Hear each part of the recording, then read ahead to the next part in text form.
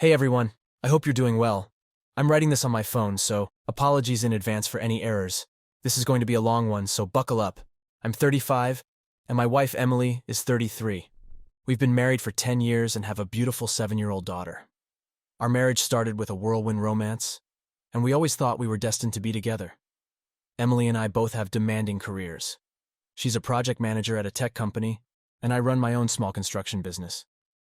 Despite our busy lives, we always made time for each other and our daughter. At least that's what I thought. Over the past year, I started to notice Emily becoming more distant. She was always on her phone, laughing and smiling at messages she wouldn't share with me. She started working late more often and going on frequent business trips. I tried to brush off my concerns, telling myself that she was just busy with work. But deep down, I knew something was wrong. One night, Emily told me she had another business trip scheduled. She seemed more excited than usual, packing her bags with a spring in her step that I hadn't seen in years. She said it was a crucial meeting that could potentially lead to a big promotion. I wanted to be supportive, but something in my gut felt off. Maybe it was the way she seemed almost giddy as she left, giving me a peck on the cheek that felt more like a formality than a gesture of love. That evening, I sat alone in our living room, the house eerily quiet without Emily and our daughter, who was spending the night at a friend's house. My mind wandered back to the last few months, the late nights, the secretive texts, the way she seemed to light up at the sight of her phone. The nagging doubt in my mind grew louder, refusing to be silenced any longer. I knew I had to find out the truth, no matter how much it might hurt. With a heavy heart, I picked up Emily's tablet, hoping to find some answers. It was synced with her phone, and I prayed she hadn't thought to log out of her accounts. My hands trembled as I navigated to her email, my breath hitching when I saw she was still logged in. The first few emails I scanned were innocent enough, mostly work-related. But then, I saw a name that made my stomach churn. Mike. My heart pounded as I opened the thread, and there it was, laid out in front of me like a car crash I couldn't look away from. The messages were explicit, filled with inside jokes, intimate details, and plans for their next rendezvous. They had been meeting in hotel rooms, sneaking away during lunch breaks, and even using our home when I was away at work. The betrayal cut deep, each word feeling like a knife to my heart. I felt a mix of rage, sadness, and disbelief. How could she do this to me? To our family? I scrolled further, reading through months of correspondence that painted a vivid picture of their affair. It wasn't just physical. There were emotional connections, confessions of love, and dreams of a future together. My world crumbled around me as I realized the depth of her betrayal. Unable to sit still, I got up and paced the room, trying to calm the storm of emotions swirling inside me. I considered my options: confront her, kick her out, maybe even leave myself. But none of those felt right in the moment. I needed to think, to plan my next steps carefully. The next day, I couldn't focus on anything. My mind was a blur of anger and heartbreak. I wanted to scream, to break something, to make her feel even a fraction of the pain she had caused me. But instead, I decided to gather more evidence. I knew confronting her without solid proof would only lead to more lies and deception. I called Mark, my best friend, and told him everything. He was as shocked as I was, but he offered me a place to stay if I needed it, and promised to help however he could. His support was a lifeline, grounding me when I felt like I was drowning in a sea of betrayal. Over the next few days, I became a detective in my own home. I checked her social media, her calendar, even her phone bills. Every piece of information confirmed what I already knew, but seeing it laid out so clearly made it all the more real. I found hotel bookings, detailed plans for their trysts, and even a few photos that made me sick to my stomach. Emily returned from her trip, seemingly oblivious to the storm brewing inside me. She kissed me hello and acted as if everything was normal. I played along, trying to hide the fury that threatened to boil over. That night, as she slept beside me, I lay awake, staring at the ceiling, wondering how I had missed all the signs. The following evening, I decided it was time to confront her. I couldn't live with the deceit any longer. As she sat on the couch, scrolling through her phone, I sat down opposite her, my heart pounding in my chest. "Emily, we need to talk," I said, my voice barely above a whisper. She looked up, her eyes widening slightly. "What's wrong?" I took a deep breath, my hands shaking. I know about Mike. The color drained from her face, and she dropped her phone. What are you talking about? Don't lie to me, Emily. I saw the emails, the hotel bookings, everything. I know you've been cheating on me. She stared at me, her mouth opening and closing as if she was trying to find the right words. Finally, she broke down, tears streaming down her face. I'm so sorry, she sobbed. I never meant for it to go this far. It was just supposed to be a fling, something to make me feel alive again. Alive? I echoed, my voice rising. You've been lying to me, to our daughter. You've been destroying our family for what? A thrill? She nodded, unable to meet my eyes. I'm sorry, I really am. I'll end it, I promise. I'll do whatever it takes to fix this. I wanted to believe her, but the pain was too fresh, the wound too deep. I need time to think, I said, standing up. I'm going to stay with Mark for a few days. She reached out to grab my hand, but I pulled away. Please don't go, she begged. We can work this out. I shook my head, tears blurring my vision. I need space, Emily. I can't even look at you right now. As I packed a bag, my mind raced with 1,000 thoughts. How had we ended up here? Was there any way to salvage our marriage? Or was it already too late? I didn't have any answers, but I knew I couldn't stay in the house a moment longer. Staying with Mark was a godsend. He let me vent, offered advice, and most importantly, gave me the space I needed to process everything. He helped me realize that I needed to confront Emily again, not just about the affair, but about the underlying issues in our marriage. When I returned home, Emily was waiting for me, looking as though she hadn't slept at all. We sat down and talked for hours, going over every painful detail. She admitted that she had felt neglected, unappreciated, and lonely. She said that Mike had made her feel special, something she hadn't felt in a long time. I told her how betrayed I felt, how her actions had shattered my trust. I told her I wasn't sure if I could ever forgive her, but I was willing to try therapy for the sake of our daughter. It was a start, a tentative step toward healing, but I knew the road ahead would be long and fraught with challenges. I didn't know if we would make it, but for the first time in months, I felt a glimmer of hope. Maybe, just maybe, we could find a way to rebuild what had been broken. Therapy was a daunting prospect. I didn't know what to expect, but I was determined to give it a try.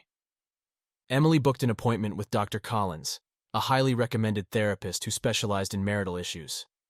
Our first session was scheduled for a Thursday evening, and the anticipation of it hung over me like a dark cloud. The office was cozy, with soft lighting and comfortable chairs arranged in a circle. Dr. Collins greeted us warmly and asked us to take a seat. Emily and I sat as far apart as possible, the distance between us a physical representation of the chasm that had formed in our marriage. Dr. Collins began by asking us to share why we were there. Emily looked at me, her eyes filled with regret, and began to speak. I've made terrible mistakes, she said, her voice trembling. I betrayed my husband and broke our family. I'm here because I want to make things right, to heal our relationship, and become the wife and mother I should have been. Her words stirred a mix of emotions within me, anger, sadness, and a flicker of hope. When it was my turn, I struggled to find the right words. I'm here because I need answers, I said finally. I need to understand why this happened and see if there's any way we can move forward. Dr. Collins nodded, her expression compassionate. It's clear there's a lot of pain here. Let's start by addressing the underlying issues. Emily, why did you feel the need to seek validation outside your marriage? Emily took a deep breath, her hands twisting in her lap. I felt invisible, she admitted. It seemed like we were just going through the motions. Work, home, sleep, repeat. I missed the connection we used to have, the intimacy. When Mike showed interest in me, it was like a drug. I felt alive again. Her confession stung, but it also opened a window into her perspective. I realized I had been so focused on my business, on providing for our family, that I had neglected the emotional aspect of our relationship. Dr. Collins turned to me. And how did this affect you, hearing Emily's reasons? It's hard, I said, my voice rough with emotion. I feel like I've failed her, like I wasn't enough. But at the same time, I'm furious that she chose to cheat instead of talking to me about how she felt. That's understandable, Dr. Collins said. Betrayal cuts deep. But it's important to remember that infidelity is often a symptom of deeper issues. Emily's actions were wrong, but the feelings she had are worth exploring. The next few sessions were grueling. We delved into our past, our childhoods, and the early days of our relationship. We uncovered patterns and behaviors that had contributed to the breakdown of our marriage. Emily spoke about her insecurities, her fear of rejection, and her need for constant validation. I talked about my tendency to bury myself in work, using it as an escape from emotional vulnerability. One evening, Dr. Collins gave us a homework assignment to write letters to each other, expressing our feelings honestly and openly. I spent hours crafting my letter, pouring my heart onto the page. I wrote about the love we had shared, the dreams we had built together, and the profound sense of betrayal I felt. I also acknowledged my own shortcomings, admitting that I had taken her for granted and failed to nurture our connection. Emily's letter was equally heartfelt. She apologized repeatedly, expressing deep remorse for her actions. She wrote about the emptiness she had felt, her regret over seeking solace in someone else's arms, and her desperate desire to rebuild our marriage. Reading her words, I could feel her pain and sincerity. When we exchanged letters in our next session, it was an emotional moment. Emily broke down in tears, and I felt a rush of empathy for her. Dr. Collins encouraged us to read the letters out loud, which was even more powerful. Hearing Emily's voice tremble as she read her letter, I saw the depth of her remorse and the genuine love she still had for me. We continued with therapy, and slowly the walls between us began to crumble. We learned to communicate more effectively, to really listen and understand each other. Emily started showing more affection, small gestures that reminded me of the early days of our relationship. She would leave little notes in my lunchbox, send me texts during the day, and make an effort to spend quality time with me and our daughter. One weekend, Emily suggested we go on a trip, just the three of us. We rented a cabin in the mountains, far away from the hustle and bustle of our daily lives. It was a chance to reconnect, to create new memories, and to see if we could find the spark that had been lost. The first night at the cabin, we sat by the fireplace, roasting marshmallows and telling stories. Our daughter Lily was delighted, her laughter filling the room. As she fell asleep in my arms, I looked at Emily and saw a glimmer of the woman I had fallen in love with. The next day, we went hiking, exploring the trails and enjoying the beauty of nature. There was something healing about being in the wilderness, away from the distractions of technology and work.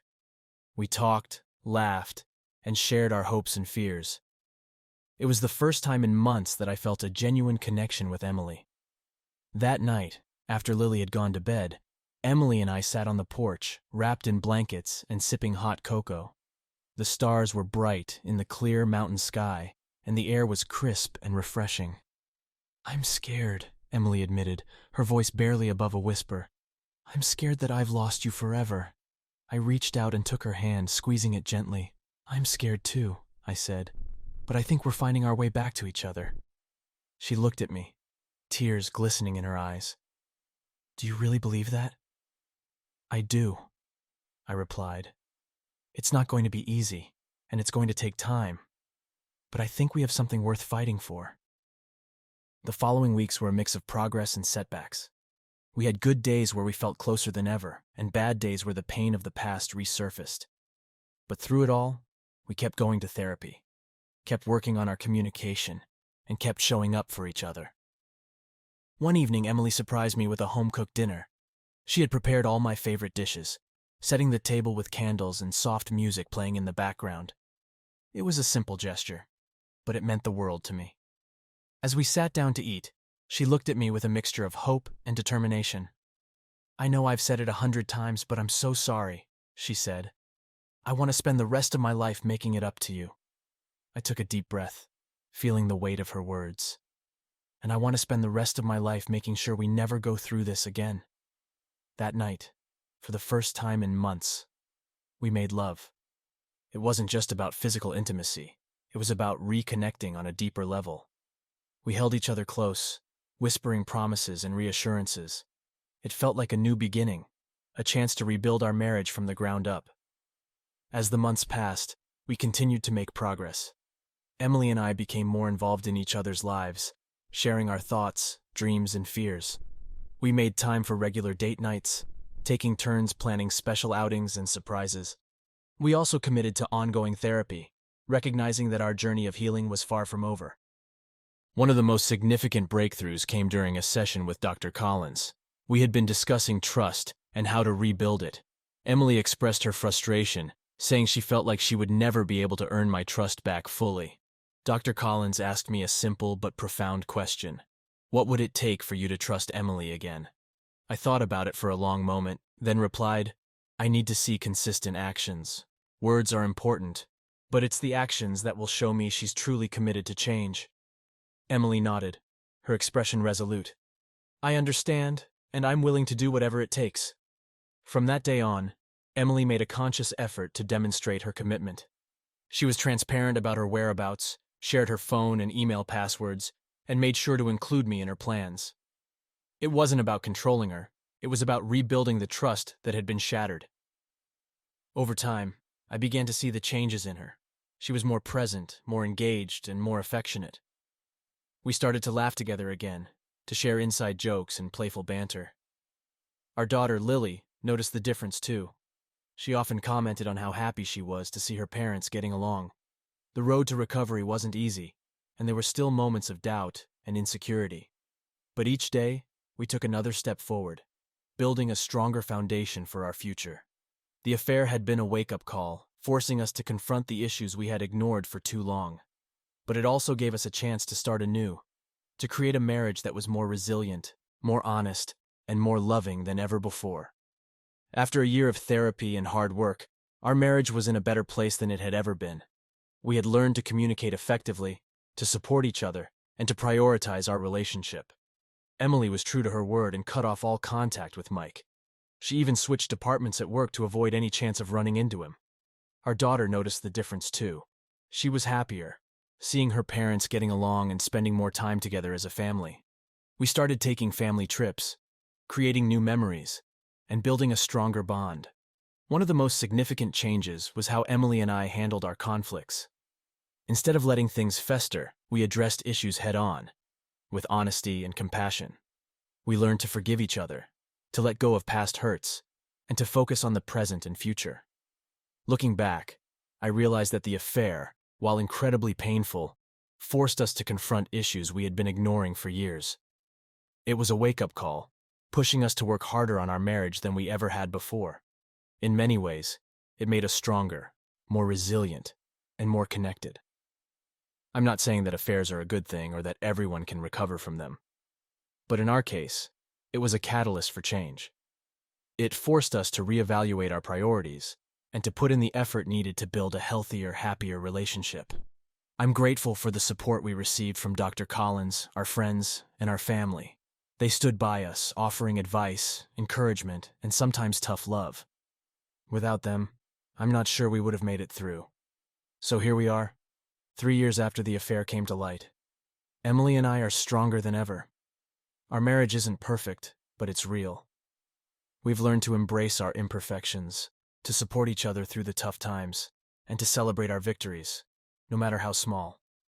To anyone going through something similar, know that it's okay to feel hurt, angry, and betrayed.